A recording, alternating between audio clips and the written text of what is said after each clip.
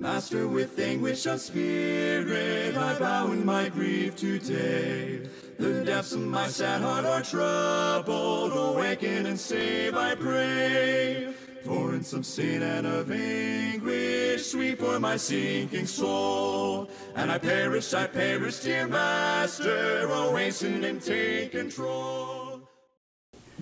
La planète Terre vient de sortir des mains de son Créateur. Belle, parfaite, majestueuse au-delà de toute description. Le chef-d'œuvre du maître de l'univers était agréable à la vue. Les magnifiques levées du jour n'avaient d'égaux que les merveilleux couchers de soleil. L'eau des lacs scintillait entre les montagnes. De très belles fleurs aux pétales de toutes couleurs et des bourgeons délicats arrachaient l'admiration. Les arbres majestueux se balançaient, caressés par la brise, et les branches des arbres fruitiers s'inclinaient sous le poids de leurs fruits appétissants. Des oiseaux aux multiples plumages emplissaient les airs de leurs chants joyeux. Les rivières et les lacs étaient remplis de poissons aux espèces variées. Les animaux parcouraient en toute sécurité les collines et les vallées. Créatures parfaites sur cette terre sortant des mains du Créateur, Adam et Ève furent vraiment comblés. Dieu voulut leur démontrer son amour d'une façon toute spéciale. Puis l'Éternel Dieu planta un jardin et il y mit l'homme. Au milieu de ce monde de beauté et de merveille, Dieu plaça un jardin qui devait être le foyer d'Adam et Ève. La plus luxueuse demeure actuelle ne saurait être comparée avec celle du premier couple humain. Il n'y avait ni magasin, ni supermarché en Éden, car Dieu lui-même avait pourvu à leur nourriture. Dieu dit à Adam et Ève, « Voici, je vous donne toute herbe portant de la semence et qui est à la surface de toute la terre, et tout arbre ayant en lui du fruit d'arbre et portant de la semence, ce sera votre nourriture. » Il n'y avait ni loyer à verser, ni impôts à payer. On ne se servait ni de clés, ni de serrures, car il n'y avait pas à craindre les méfaits de voleurs ou de vandales. Il n'y avait pas non plus d'hôpitaux, de pharmacies, pas plus que des dentistes. Adam et Ève jouissaient d'une pleine santé et d'une jeunesse éternelle. Ils s'aimaient profondément et avaient placé leur confiance en Dieu, leur Créateur. Dieu voulait qu'Adam et Ève puissent partager cet amour, puisqu'il leur dit « Soyez féconds, multipliez, remplissez la terre ». Dieu désirait que notre planète soit habitée par une grande famille heureuse et bien portante. Dieu confiait à Adam et Ève une grande responsabilité. C'était important pour le bonheur de l'homme. C'est pourquoi Dieu voulait faire de l'homme et de la femme ses collaborateurs. N'aimons-nous pas avoir le sentiment d'une tâche bien accomplie, d'un travail bien fait? Dieu leur dit, « Dominez sur les poissons de la mer, sur les oiseaux du ciel et sur tout animal qui se meut sur la terre. » Dieu leur confia donc l'organisation du monde. Puisque Dieu mettait à leur disposition toutes ces choses, il pouvait les organiser comme il le voulait. Un psaume dit « À l'Éternel, la terre et ce qu'elle renferme, le monde et ceux qui l'habitent. » Dans le livre du prophète Agé, nous lisons « L'argent est à moi et l'or est à moi, dit l'Éternel des armées. » Et dans les psaumes, nous avons cette déclaration « Car tous les animaux des forêts sont à moi, toutes les bêtes des montagnes par milliers. Si j'avais faim, je ne te le dirais pas, car le monde est à moi et tout ce qu'il renferme. » On entend souvent dire « Je travaille, donc je mérite un salaire. Ce que j'acquiers avec mon argent m'appartient. » Dans un sens, c'est vrai.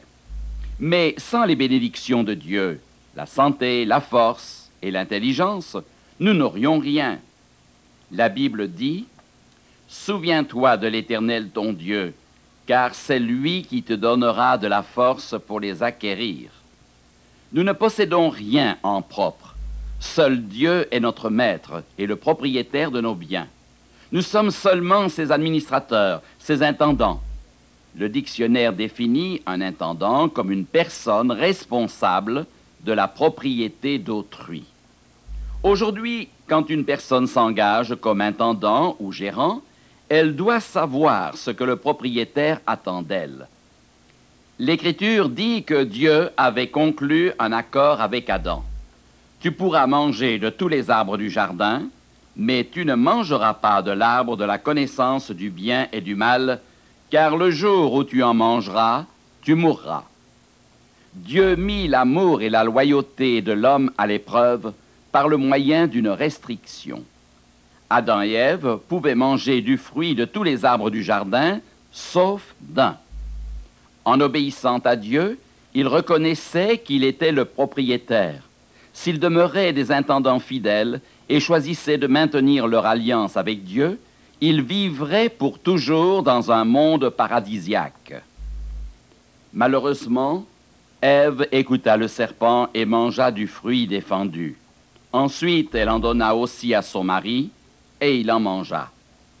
Tous deux échouèrent à l'examen. Ils ne furent pas des économes fidèles.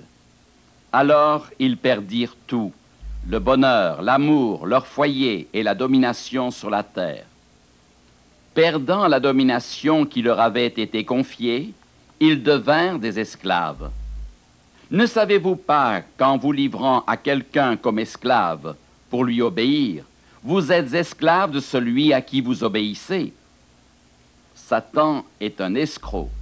Il s'est emparé de la domination confiée à Adam et Ève. Plus tard, quand le Christ vint sur la terre pour reprendre la direction du monde, Satan s'efforça, sans succès d'ailleurs, de faire pécher Jésus. Il tenait à demeurer le dominateur pour toujours.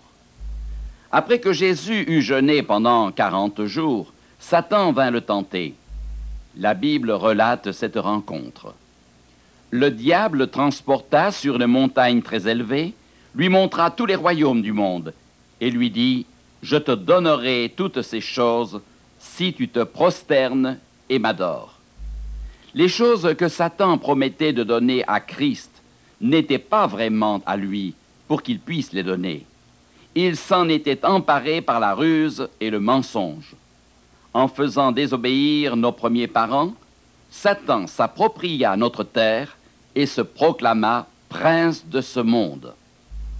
Le destin de Satan fut scellé au moment de la mort de Jésus sur la croix. Par son sacrifice, Jésus paya le prix et acquit le droit de rendre à l'homme repentant l'autorité sur le monde qu'il avait perdue. Ainsi, nous reconnaissons que tout ce que nous sommes et tout ce que nous avons fut racheté par le sang de Christ.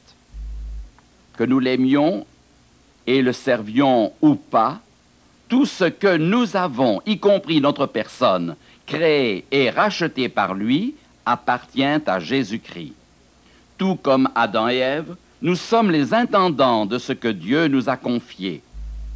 Ce fut le message que Jésus partagea avec ses disciples sur le mont des Oliviers, après qu'il eut décrit certains signes annonçant sa seconde venue. Il disait que le royaume des cieux ressemble à un homme qui, allant voyager dans un pays lointain, appela ses serviteurs et leur confia ses biens afin qu'ils les gèrent en son absence. Il donna 5 talents à l'un, 2 à l'autre et 1 au troisième, à chacun selon sa capacité, et il partit. Après une longue période, le maître revint et appela ses serviteurs afin qu'ils rendent compte de l'argent qu'ils avaient reçu. Remarquons ce que firent les serviteurs des talents qui leur avaient été confiés. Le premier qui avait reçu 5 talents vint et dit « Seigneur, tu m'as remis 5 talents. Voici, j'en ai gagné 5 autres. » Heureux de la confiance qu'il pouvait mettre en cet homme, le maître dit « C'est bien, bon et fidèle serviteur. Tu as été fidèle en peu de choses. Je te confierai beaucoup. Entre dans la joie de ton maître. » De la même manière, le serviteur qui avait reçu 2 talents doubla le capital et reçut les éloges de son maître. Ensuite, le serviteur qui avait reçu 1 talent vint et dit, « Seigneur, je savais que tu es un homme dur, qui moissonne où tu n'as pas semé. J'ai eu peur, et je suis allé cacher ton talent dans la terre. Voici, prends ce qui est à toi. » Le maître donna l'ordre de récupérer le seul talent du serviteur infidèle et de se débarrasser de cet homme. Et le serviteur inutile, jetez-le dans les ténèbres du dehors, où il y aura des pleurs et des grincements de dents.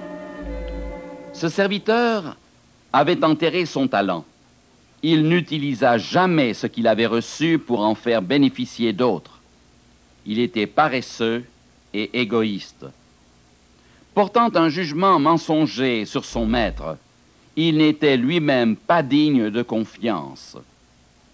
Paul a écrit, « Du reste, ce qu'on demande des dispensateurs, c'est que chacun soit trouvé fidèle. » Quels sont les talents pour lesquels nous sommes responsables en tant que serviteurs de Dieu? Car nous avons tous reçu quelques talents. Aujourd'hui, on sous-entend souvent par le mot « talent » l'art de chanter ou de jouer d'un instrument de musique, de peindre un tableau ou de confectionner une robe, d'écrire ou de savoir organiser. En tant qu'intendant de Dieu, nous sommes responsables de ce qu'il nous donne.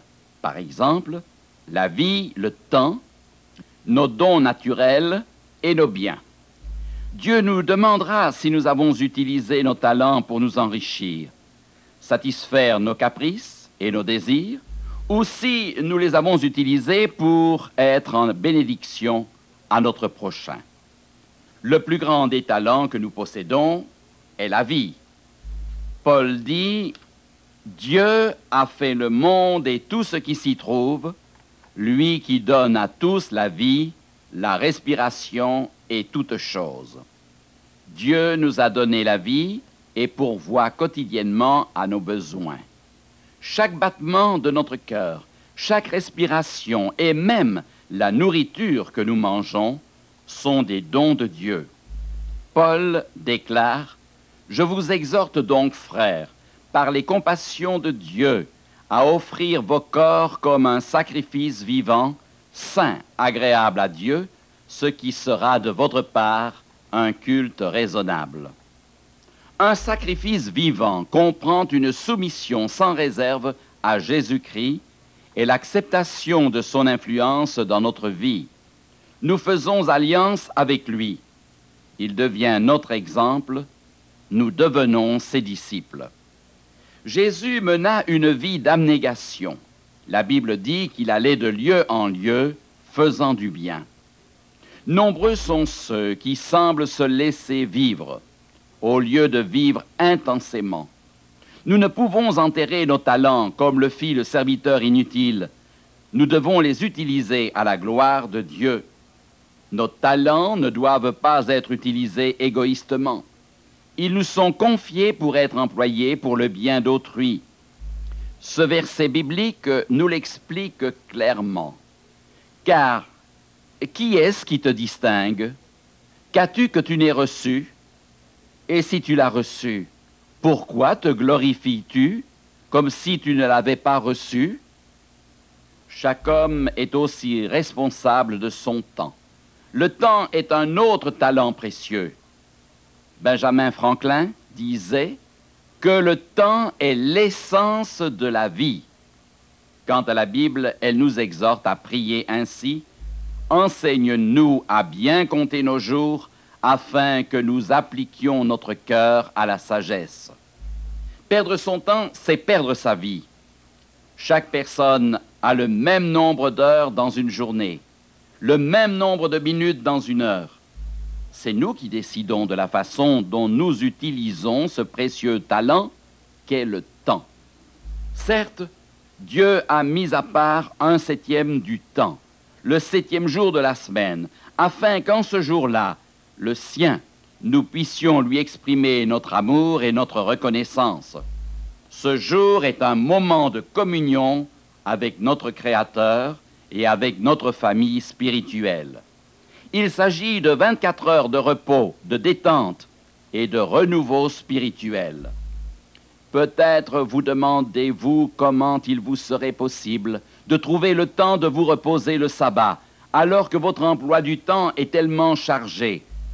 Jésus vous donne la réponse. Cherchez premièrement le royaume et la justice de Dieu, et toutes ces choses vous seront données par-dessus.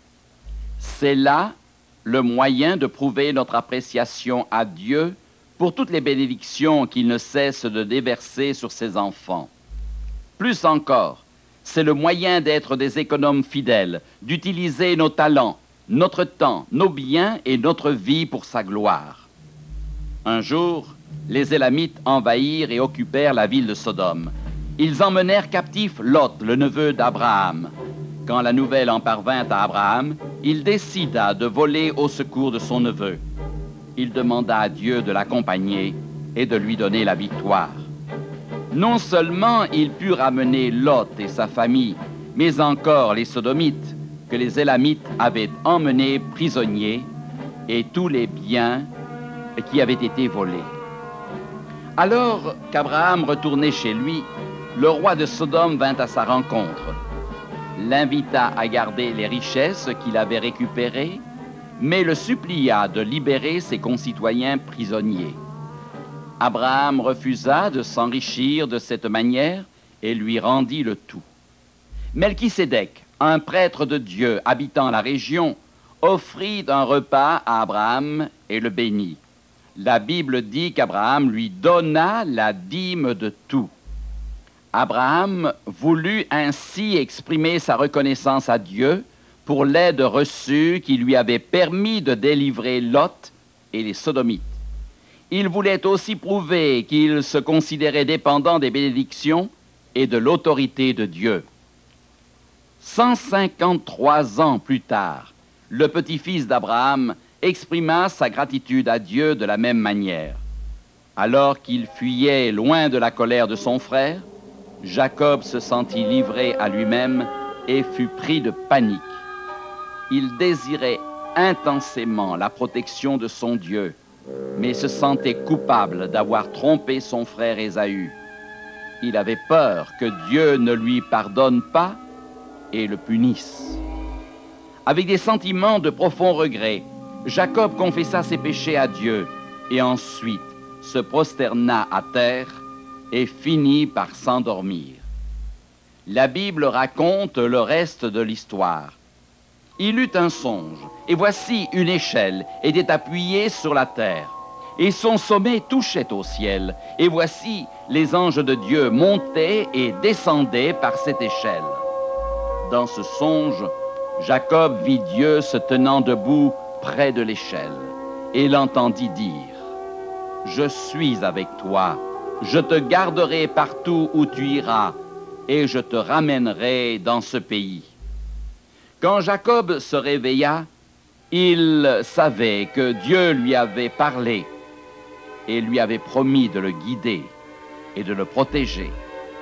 Il fut profondément ému et reconnaissant et fit une promesse sincère: « Je te donnerai la dîme de tout ce que tu me donneras. » David ressentait les mêmes sentiments quand il écrivait: « Comment rendrai-je à l'Éternel tous ses bienfaits envers moi ?» David désirait prouver à Dieu toute sa reconnaissance pour les nombreuses bénédictions qu'il avait reçues. Comment remercier Dieu? Se demandait David. Vous êtes-vous déjà demandé comment remercier Dieu? Un simple merci est-il suffisant? Non. Cette gratitude doit être confirmée par une action. C'est d'une manière tangible que nous devons prouver notre appréciation à Dieu pour tous ses bienfaits. Jacob disait qu'il voulait rendre à Dieu la dîme, soit le 10e de tout ce qu'il recevrait, tout comme l'avait fait son grand-père Abraham. La première instruction écrite concernant la dîme, c'est-à-dire de rendre un 10e de nos revenus au Seigneur, est relatée dans le livre du Lévitique. Toute dîme de la terre, soit des récoltes de la terre, soit du fruit des arbres, appartient à l'Éternel. C'est une chose consacrée à l'Éternel. Donner un dixième de nos revenus à Dieu signifie de notre part le reconnaître comme créateur de toutes choses et dispensateur de toutes les bénédictions. Dans le livre des Nombres, nous avons une explication de l'emploi de la dîme. Je donne comme possession aux fils de Lévi toute dîme en Israël pour le service qu'ils font, le service de la tente d'assignation. Les dîmes étaient réservées à l'entretien des sacrificateurs qui officiaient dans le temple. L'apôtre Paul dit dans une lettre écrite aux membres de l'église de Corinthe, « Ne savez-vous pas que ceux qui remplissent les fonctions sacrées sont nourris par le temple, que ceux qui servent à l'autel ont part à l'autel? De même aussi, le Seigneur a ordonné à ceux qui annoncent l'Évangile de vivre de l'Évangile. » Jésus confirma le système de la dîme lorsqu'il déclara aux pharisiens et aux scribes, « Vous payez la dîme de la menthe, de la nette et du cumin, et vous laissez ce qui est plus important dans la loi, la justice, la miséricorde et la fidélité. C'est là ce qu'il fallait pratiquer sans négliger les autres choses. » Certains disent, cette prescription de la dîme n'était-elle pas seulement pour les Juifs? Une excellente réponse se trouve dans une autre question. Les bénédictions divines ne seraient-elles déversées que sur les Juifs? La Bible dit, « Toute dîme de la terre est une chose consacrée à l'Éternel. » Le Seigneur nous enseigne qu'un dixième de toute chose est un bien sacré dont il est le propriétaire. La dîme n'est pas un cadeau fait à Dieu, elle lui appartient. Il nous donne simplement le privilège de lui rendre un dixième de ce qui lui appartient. En lui remettant la dîme, nous donnons une preuve de notre fidélité, de notre reconnaissance de Dieu comme propriétaire. La Bible pose cette question. Un homme trompe-t-il Dieu? D'après la Bible, ceux qui distraient la dîme de sa destination sont considérés comme voleurs. Vous me trompez et vous dites, « En quoi t'avons-nous trompé ?» Dans les dîmes et les offrandes. Dieu promet de déverser ses bénédictions en abondance. Il assure aussi la protection et la multiplication des biens à ceux qui exercent leur fidélité dans la remise de la dîme. Apportez à la maison du trésor toutes les dîmes, afin qu'il y ait de la nourriture dans ma maison. Mettez-moi de la sorte à l'épreuve, dit l'Éternel des armées, et vous verrez si je n'ouvre pas pour vous les écluses des cieux, si je ne répands pas sur vous la bénédiction en abondance. Dieu promet aussi la protection et la multiplication des biens à ceux qui exercent leur fidélité dans la remise de la dîme. Pour vous, je menacerai celui qui dévore, et il ne vous détruira pas les fruits de la terre, et la vigne ne sera pas stérile dans vos campagnes. La dîme, c'est-à-dire le dixième de notre revenu, appartient à Dieu. Ainsi, ce que nous lui remettons est ce qui lui appartient. C'est son bien que nous lui restituons. Dans le domaine des offrandes, il nous laisse libres d'en décider le montant. Toutefois, la Bible fournit quelques indications. Jésus dit, « Donnez, et il vous sera donné. On versera dans votre sein une bonne mesure, serrée, secouée et qui déborde. » Si Dieu possède tout, l'or, l'argent, le bétail et les terres, que peut-il faire de notre argent?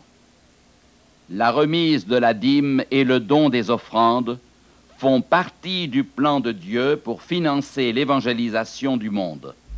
Jamais il n'eut l'intention de financer son Église par le moyen de loteries, de jeux de hasard ou de tombola.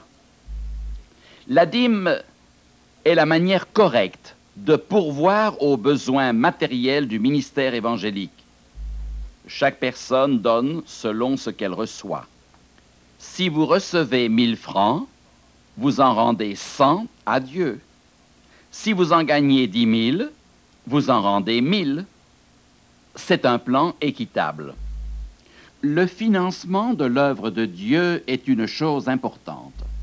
Mais les bénédictions dont jouira le donateur en sont une autre. En rendant la dîme à Dieu, nous lui exprimons notre appréciation pour ce qu'il a fait pour nous. Nos sentiments d'altruisme vont s'affirmer. Nous nous intéresserons davantage aux pauvres, aux malades, aux orphelins, aux veuves. Nous deviendrons moins égoïstes en partageant ces bénédictions divines avec de moins privilégiés. Notre amour et notre compassion grandiront et nous deviendrons de plus en plus semblables au Seigneur. Un jour, Jésus parla d'un riche fermier bénéficiaire d'une récolte abondante. Ses silos débordaient de grains. Finalement, il décida. « J'abattrai mes greniers, j'en bâtirai de plus grands, j'y amasserai toute ma récolte et tous mes biens. » Et cet homme d'ajouter, « Mon âme, tu as beaucoup de biens en réserve pour plusieurs années. Repose-toi, mange, bois et te réjouis. » Il ne savait pas d'où venaient ces bénédictions. Il ignorait son Créateur et ses privilèges en tant qu'économe. Il oublia les pauvres, les orphelins et les veuves. Il ne pensa qu'à lui. Notons ce que Dieu dit à son sujet. « Insensé, cette nuit même ta vie te sera redemandée, et ce que tu as préparé, pour qui sera-t-il » L'apôtre Matthieu écrivit « À quoi servirait-il à un homme de gagner le monde entier s'il perd sa vie ?» Dieu souhaite que l'homme se montre généreux par amour pour lui. Il ne veut pas de notre argent s'il est donné à contre-cœur ou par devoir seulement. Celui qui sème peu moissonnera peu, et celui qui sème abondamment moissonnera abondamment. Que chacun donne comme il l'a résolu en son cœur, sans tristesse ni contrainte, car Dieu aime celui qui donne avec joie. Dieu dit que notre argent et notre cœur sont étroitement associés. Amassez-vous des trésors dans le ciel, où la teigne et la rouille ne détruisent pas, et où les voleurs ne percent ni ne dérobent. Car là où est ton trésor, là aussi sera ton cœur. Le problème de l'homme moderne est que sa vie est devenue si complexe et ses occupations si nombreuses qu'il ne prend pas le temps de se souvenir d'où proviennent toutes les bénédictions. Il oublie même de considérer le prix qui fut payé afin de le racheter de ses péchés. C'est ainsi que, trop souvent, l'homme perd de vue son devoir d'honorer Dieu avec son temps, ses talents et ses revenus. Chacun de nous devrait se souvenir que nous venons au monde sans rien. Dieu pourvoit à nos besoins. Chaque jour, il nous soutient et nous comble de ses bienfaits. Il nous incombe de ne pas oublier notre Dieu et de lui exprimer notre reconnaissance.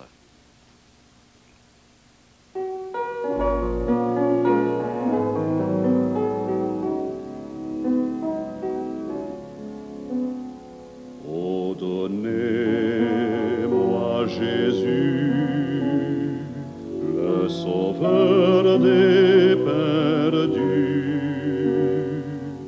l'ami tant désiré de mon cœur altéré. Il n'est point de bonheur